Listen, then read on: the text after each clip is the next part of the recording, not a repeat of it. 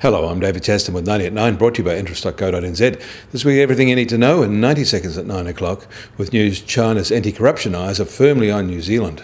But first, the Atlanta Fed's GDP Now model shows that the American economy likely expanded just 0.2% annualised pace in the first quarter, following a lower than expected data on March durable goods orders and advanced data on their March merchandise trade balance. In Congress, a short-term deal is to extend the debt ceiling by 1 week seems likely as lawmakers grapple with the deficit trajectory of the new administration. In China, authorities overnight released information on 22 corruption suspects who have fled overseas, including their possible current whereabouts. Of the 22, 10 are thought to be in the United States, 5 in Canada, 4 in New Zealand, all in Auckland, and 1 each in Australia, the Caribbean and England. In Europe, the ECB had a policy review that said threats to the Eurozone's economic recovery are diminishing, but there is yet few signs that inflation will settle at the target. Policymakers aren't yet ready to consider reduction in their stimulus that have been providing since mid-2014, despite optimism that economic growth in the bloc has strengthened. Meanwhile, Sweden is extending its QE program and has an unexpectedly dovish outlook.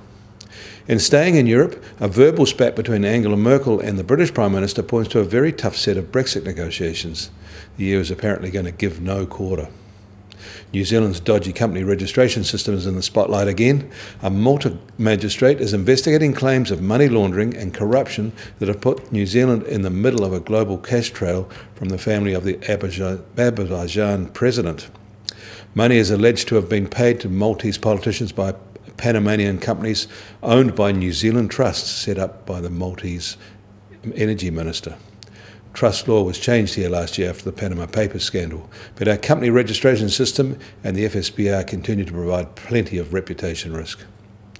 In New York, US Treasury 10-year yield is down again and now at 2.29%.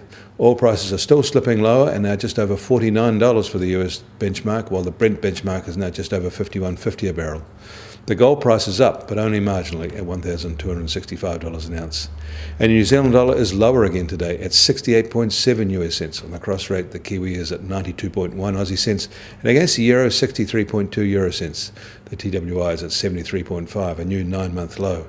I'm David Chaston. That was 90 at 9, brought to you by interest.co.nz.